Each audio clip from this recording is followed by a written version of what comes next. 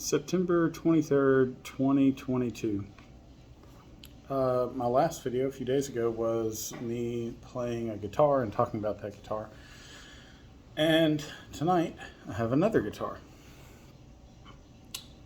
So you might be thinking, okay, so this is going to be a guitar channel.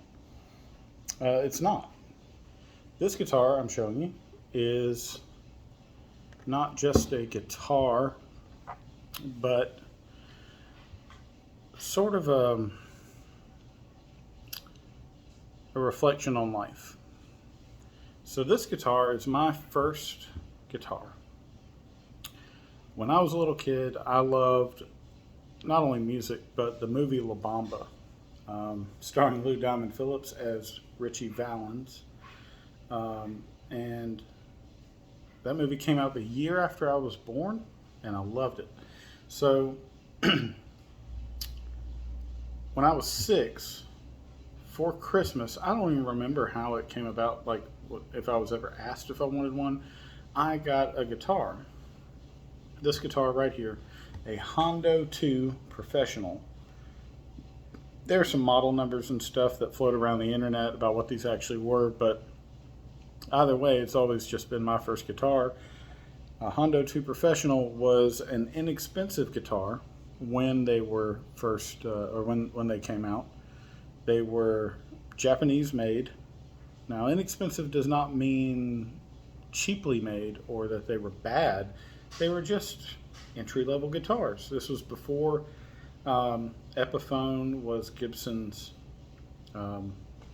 cheap brand, before the big American companies kind of sucked up the cheaper companies and made them into their lower budget range. So I got this guitar when I was 6. It was in a giant stocking that was at least 4 feet long, 3.5, 4 feet long.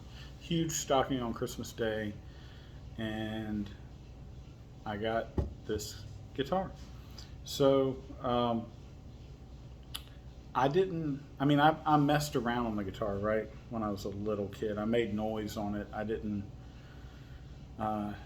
apply myself to the discipline of learning guitar or anything like that. And as I got older, I had this around all the time. It was always in my room, but I didn't play it much. And then when I was, 13, I took a guitar class in middle school because it was available, and I already liked or had a vague interest in guitar. And so I messed around with this some more. Now, when I was 14, 15, 16, I got really into guitar. And that really exploded. I was really into it already, because when I was 13, I got an acoustic Epiphone for Christmas. And 12 or 13, no, it was 13. So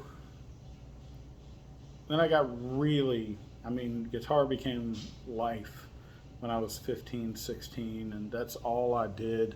I wanted a new guitar, new electric, because I was really into Stevie Ray Vaughan and Jimi Hendrix. So I had a little bit of money in savings, and back then a Squier Strat was like $150 new. We're talking 22 years ago, 23 years ago. So I went to the local music store, Portman's Music in Savannah, Georgia, and bought a Squier Strat. And this guitar, I had a weird idea. When I got it, and for most of its life, this guitar was in excellent condition. It was great. And I got a wild hair because I was fancied myself artistic, and I was artistic, but I wanted to redo this guitar, make it more like what I wanted it to be. So I got tools, borrowed, snatched tools from my parents, and I took all the hardware off. That'd be, for anybody who doesn't play guitar, that'd be the tuners, You know, the electronics inside, this control cavity inside there, the actual control cavity cover. Um, Took almost everything off of it. I didn't take the bridge off, thankfully, but I did lose a bridge saddle, one of these little pieces. Um, and I never did what I intended. Like, I painted some stuff on it, and then I didn't. I wanted to like do some carving and stuff, and basically this guitar became a shell with no parts, not playable. Couldn't do anything with it. And few years ago, my mom said, "Hey, I've still got your first guitar. Do you want it?" I said, "Yeah, I'd love to have it." Now, since then, I've been through not hundreds, a couple dozen guitars, amps, and stuff, and you know, I've had a lot of really nice guitars, a good number of cheap ones, but this guitar is my first guitar, and it's been hanging behind a door in my living room for about 3 or 4 years. And recently, I had the electronics out of another guitar and put some new ones in that one, and I was like, well, I can redo my guitar. And it was covered in dust from hanging behind a door on a wall. And so what I did over the last really 2 to 3 weeks, but also mainly this week, was I took some electronics, potentiometers, that's the things that you turn the knobs, those are pots, potentiometers, some wiring, output jack, switch, and these pickups out of something else, and I built, soldered, installed electronics back into this guitar. And for the first time in over 20 years, it made noise. And that was so cool, because even when I wanted to like paint this guitar and make it, look different, I didn't dislike the guitar. I've never thought, oh, that guitar's cheap, or that guitar's not worth having, or anything like that. I always loved this guitar, but as things do in life, it fell by the wayside.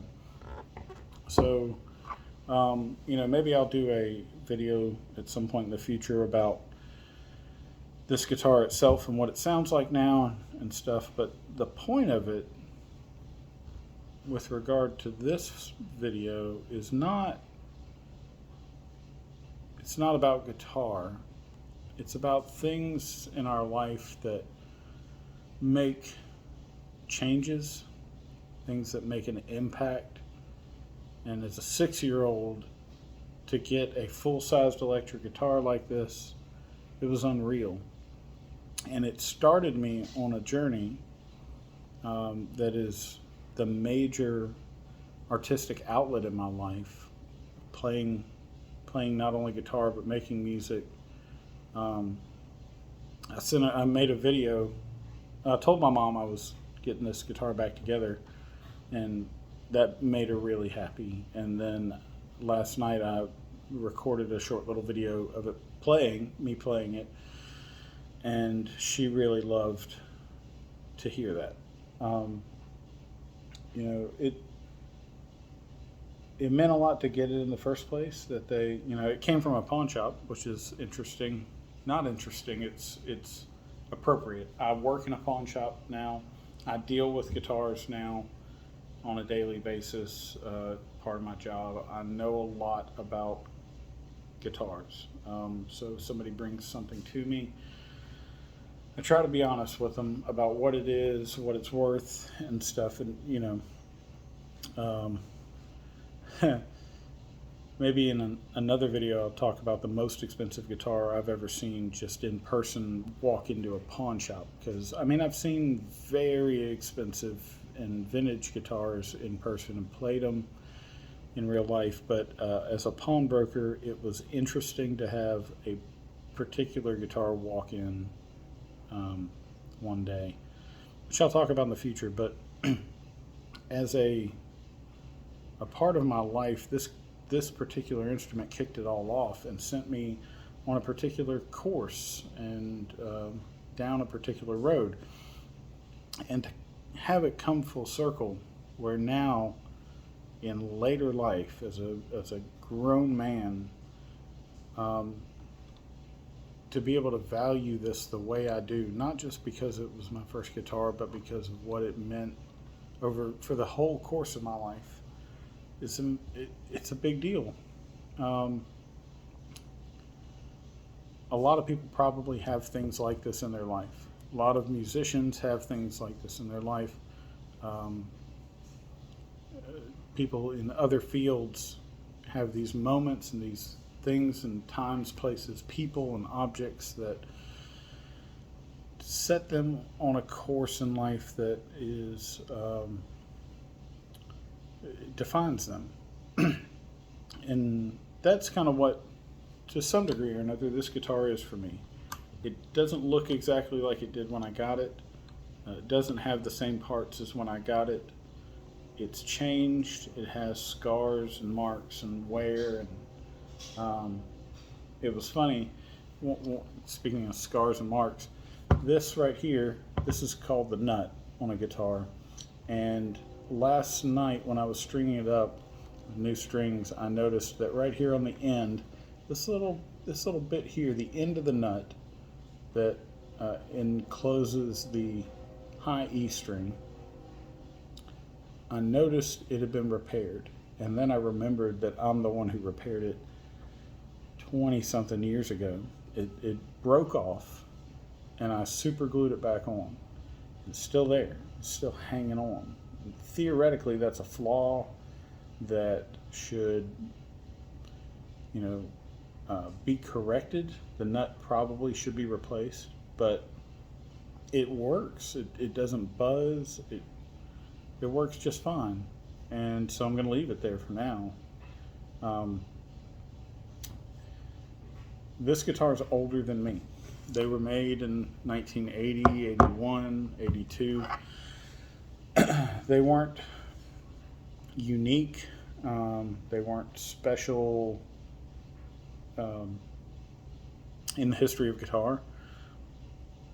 But man, it sounds good. It sounded good when I got it at 6. It sounds good now. And the way I've tinkered with it, it's as good as anything. Like I said, I've owned a lot of guitars. A lot of them have been expensive.